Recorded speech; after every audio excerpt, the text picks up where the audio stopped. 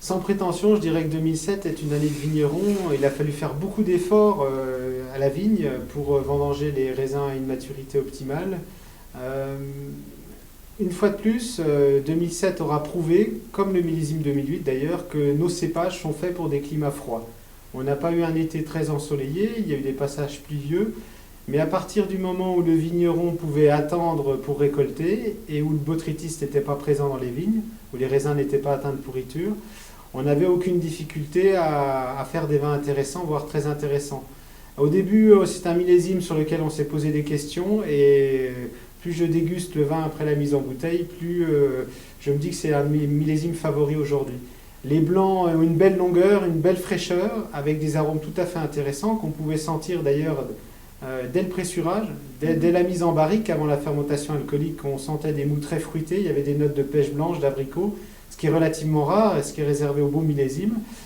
Et sur les rouges, on a également des tanins soyeux, du fruit, on a de la longueur, on n'a pas la matière des 2005, mais c'est des vins qui sont beaucoup plus abordables et intéressants aujourd'hui. Alors, ce qui est intéressant, c'est au niveau des conditions de travail, on se retrouve dans des conditions de travail aussi difficiles que 2007, avec pas mal d'épisodes pluvieux, une protection des vignes qui doit être faite de manière très soignée, particulièrement quand on est proche ou quand on est en culture biologique. D'autre part, on a eu une maturation lente, ce qui est très favorable pour nos cépages. On a eu des surprises, beaucoup de surprises. Les blancs ont mûri de façon très rapide et très intéressante sur la partie de septembre. Et les rouges ont une maturité régulière et se sont lentement chargés en parfum, en couleur et en tanin. Et à la vinification était assez facile à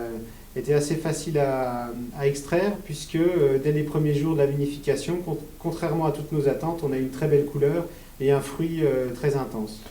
Alors 2007 et 2008 sont des millésimes où la fleur s'est mal passée, il y a eu un épisode pluvieux pendant la fleur, ce qui a réduit le volume de récolte d'environ 20% chez tout le monde. Un peu plus en 2007, ce qui peut également expliquer la très belle qualité de ce millésime pour un été qui n'était pas très ensoleillé, c'est que beaucoup de vignes se situaient à environ 30 hectolitres par hectare ou au maximum 40 hectolitres.